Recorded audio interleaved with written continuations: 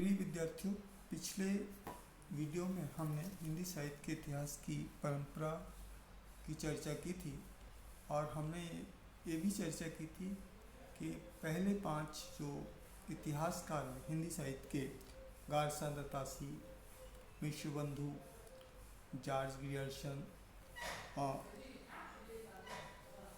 Shiv Singh Saroj, admin Greaves, इन सभी ने किसी न किसी रूप में हिंदी साहित्य के इतिहास को प्रारंभ किया। आज हम चर्चा करेंगे आचार्य रामचंद्र शुक्ल से लेकर के शेष इतिहासकारों के बारे में। आचार्य रामचंद्र शुक्ल ने अपना इतिहास, हिंदी साहित्य का इतिहास, हिंदी शब्द सागर की भूमिका में प्रकाशित हुआ था। बाद में यह स्वतंत्र रूप से 1929 में प्रकाशित हुआ। ये इतिहास अभी तक लिखे गए सभी इतिहासों में सर्वश्रेष्ठ था और काफ़ी हद तक संपूर्ण था और उस समय तक जितनी भी खोज हुई थी उन खोजों के अनुरूप था। हालांकि आचार्य रामचंद्र शुक्ल की अपनी सीमाएं थीं, लेकिन उन सीमाओं के बावजूद उन्होंने जो कुछ बेहतर से बेहतर हो सकता था वह उस इतिहास में किया। अगर हम गुण दोषों की बात करें तो आचार्य रामचंद्र शुक्ल ने साहित्य के विकास क्रम को युगीन परिस्थितियों के अनुरूप उसकी व्याख्या की थी। दूसरी बात, उन्होंने 900 वर्ष की पूरी कालावधि को 4 भागों में विभाजित किया था। तीसरी बात, भक्ति काल को पहली बार स्पष्ट सगुण और निर्गुण के रूप में, फिर सगुण के 2 भेद, राम भक्ति शाखा, कृष्ण भक्ति शाखा, और निर्गुण के 2 भेद,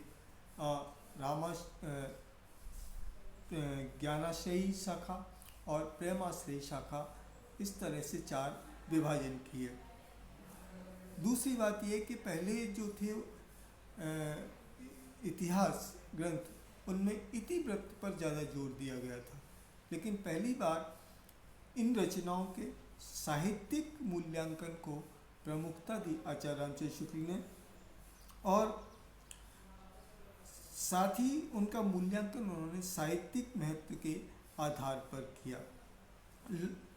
इससे पहले 5 शिव सिंह सरोज में जैसे 5000 कवियों को स्थान दिया गया था, लेकिन आचार्य रामचंद्र शुक्ल ने केवल 1000 कवियों को स्थान दिया, लेकिन उनका गुणदोष विवेचन बहुत ही स्पष्ट तय किया। इसके साथ साथ उन्होंने विभिन्न प्रकार की जो काव्य धाराएँ थीं, उन काव्य धाराओं का निर्धारण किया, उनकी साहित्यिक प्रवृत्तियों का निर्धारण किया। रीतिकालीन कवियों की अगर हम बात करें तो रीतिकाल को उन्होंने स्पष्ट विभाजित किया, आचार्य कवियों को विभाजित किया, कवित्व का निर्धारण किया।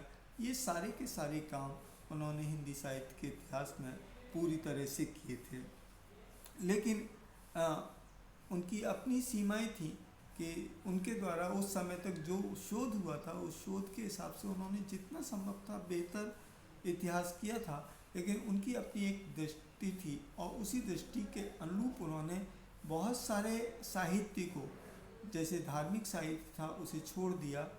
बहुत सारे कवियों के प्रति उनका कोई बहुत अच्छा रवैया नहीं रहा, जैसे कि हम बात करें तो कबीर की बात करें तो कबीर के प्रति उनका रवैया बहुत अच्छा नहीं रहा। ये सारे उनके सीमाएं हैं, लेकिन तमाम सीमाओं के बावजूद वह अपने समय का सर्वश्रेष्ठ हम इतिहास ग्रंथ कह सकते हैं। आचार्य रामचंद्र शुक्ल के बाद में इतिहास पर स्वतंत्र रूप से हिंदी साहित्य का इतिहास तो नहीं लिखा, लेकिन आचार्य हजारी प्रसाद द्विवेदी ने इतिहास की दिशा में बहुत महत्वपूर्ण काम किया। उन्होंने 3 ग्रंथ लिखे, हिंदी साहित्य की भूमिका, हिंदी साहित्य का आदिकाल और हिंदी साहित्य का उद्भव विकास। इन तीनों ग्रंथों में उन्होंने आचार्य शुक्ल की दृष्टि से हटकर के एक नवीन दृष्टि का परिचय दिया। सबसे बड़ी बात यह कि जहाँ आचार्य रामचंद्र शुक्ल ने युगीन परिस्थितियों को प्रमुखता दी थी, उसकी जगह आचार्य हजारी प्रसाद द्विवेदी ने परंपरा को प्रमुखता दी। इसी तरह से संत काव्य जो है, उस काव्य के प्रति जो उनके अच्छे विचार नहीं थे, उस संत काव्य के बारे में सिद्धों और नाथों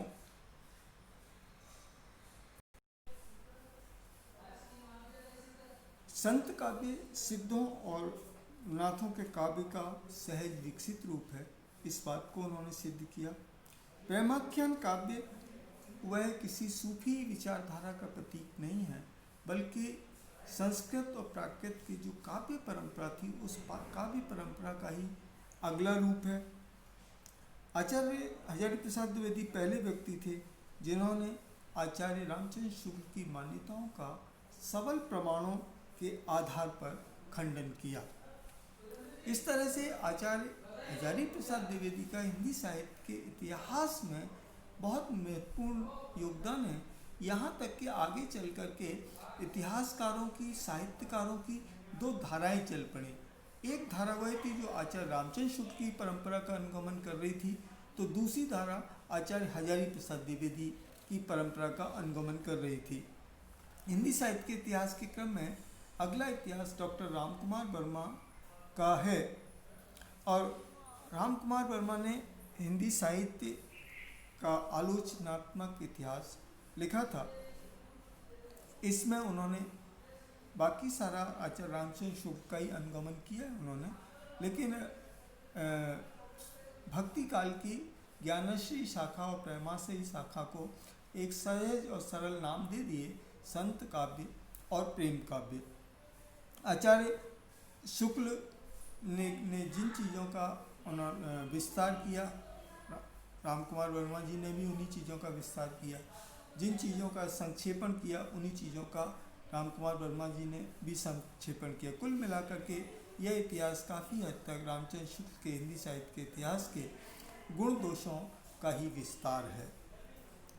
इसी परंपरा में धीरेन्द्र वर्मा के द्वारा संपादित हिंदी साहित्य 3 खंडों में प्रकाशित हुआ था, और इसमें विभिन्न दृष्टियों के 100 लेखकों ने विभिन्न पद्धतियों से और विभिन्न लेखों में हिंदी साहित्य के इतिहास की रचना की। यद्यपि ये पूरा नहीं है और इसमें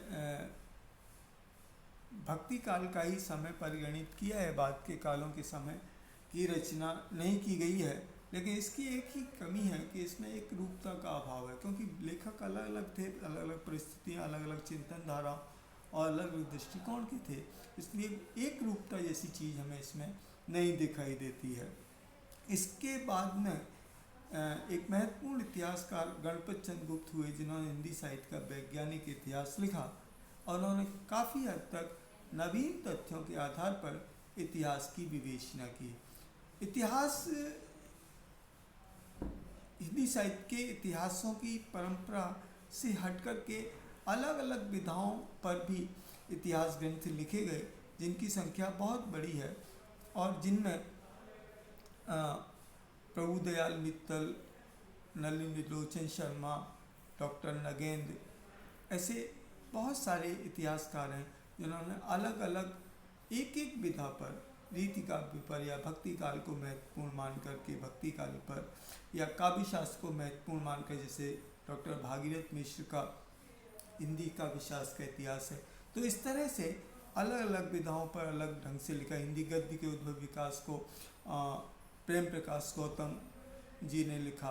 तो इस तरह से हिंदी साहित्य के इतिहास की एक विस्तृत परंपरा रही है, जिस परंपरा के आधार पर हिंदी साहित्य के इतिहास को लिखा गया, और आज जिस रूप में हमें हिंदी साहित्य का इतिहास प्राप्त है, वह विभिन्न लेखकों द्वारा एक सम्मिलित प्रयास है।